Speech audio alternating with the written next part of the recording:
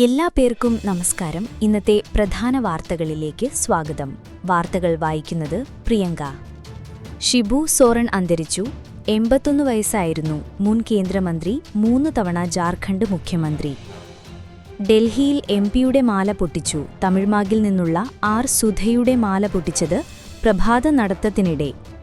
ഒറ്റത്തവണ ഉപയോഗിക്കുന്ന plastic നിരോധനത്തിന് supreme കോടതി സ്റ്റേ ചെയ്തത് ഓഡിറ്റോറിയം, ഹോട്ടൽ, വിനോദസഞ്ചാര കേന്ദ്രം എന്നിവിടങ്ങളിൽ പ്ലാസ്റ്റിക് നിരോധിച്ച നടപടി. ആദ്യ വന്ദേ ഭാരത് സ്ലീപ്പർ അടുത്ത മാസം. 1.5 വർഷത്തിനകം പാൻ 2.0 പെർമനന്റ് അക്കൗണ്ട് നമ്പറിന്റെ 2ാം പതിപ്പിനുള്ള കരാർ NDI മൈൻട്രിക്. പരാതികൾ കൃത്യമായി പരിഹരിക്കാനും സംവിധാനമുണ്ടാകും. തമിഴ്നാട്ടിൽ 32,553 കോടിയുടെ നിക്ഷേപം.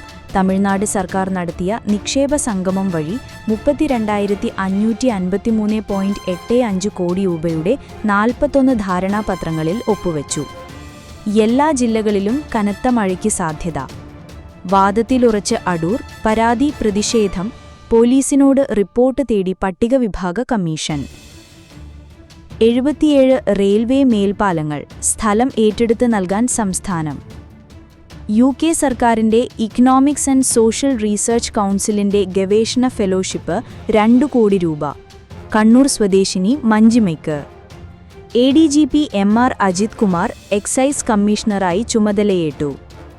PK കാളൻ പുരസ്കാരം അതിയടം കുഞ്ഞിരാമൻ പെരുവണ്ണാന്.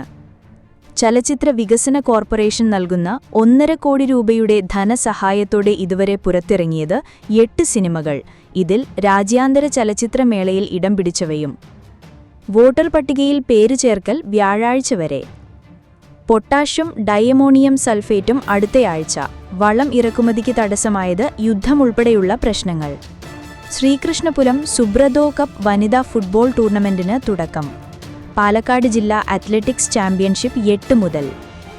പാലക്കാട് ധോണി വനത്തിൽ പുതിയ തേരട്ടയെ കണ്ടെത്തിയ അൽഫോൺസ കോളേജ് ജന്തുശാസ്ത്ര വിഭാഗം. ഗുരുവായൂർ തീർത്ഥാടകർക്ക് കൂടുതൽ താമസ സൗകര്യങ്ങൾ. സ്ത്രീകൾക്ക് പ്രത്യേക സൗകര്യം. ക്ഷേത്രനഗരിയിലെത്തുന്ന തീർത്ഥാടകർക്ക് ചുരുങ്ങിയ ചെലവിൽ താമസിക്കാൻ 5 സുരക്ഷിത കേന്ദ്രങ്ങൾ. മലബാർ ദേവസ്വം ബില്ല് ഒരുങ്ങുന്നതായി മന്ത്രി B. വാസവൻ. മലബാർ ദേവസ്വം പ്രസിഡന്റായി OK വാസു ചുമതലയേറ്റു. ഓവൽ ടെസ്റ്റിൽ ഇന്ത്യയ്ക്ക് 6 റൺസിന്റെ ആവേശജയം.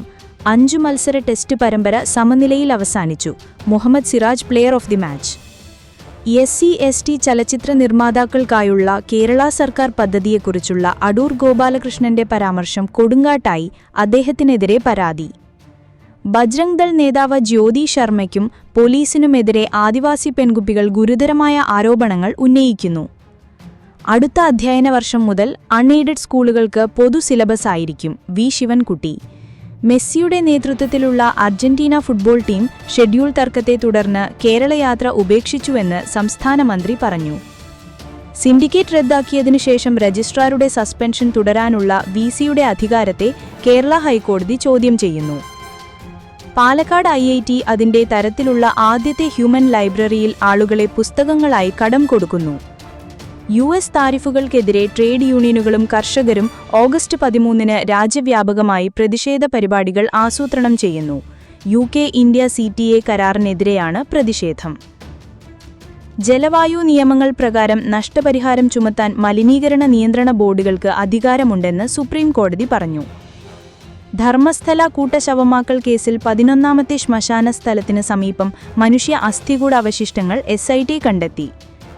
US റഷ്യയിൽ നിന്നുള്ള എണ്ണ വാങ്ങലുകളുടെ പേരിൽ ഇന്ത്യയ്ക്ക് മേലുള്ള തീരുവ ഗണ്യമായി ഉയർത്തുമെന്ന് പ്രസിഡന്റ് ഡൊണാൾഡ് ട്രംപ് പറഞ്ഞു.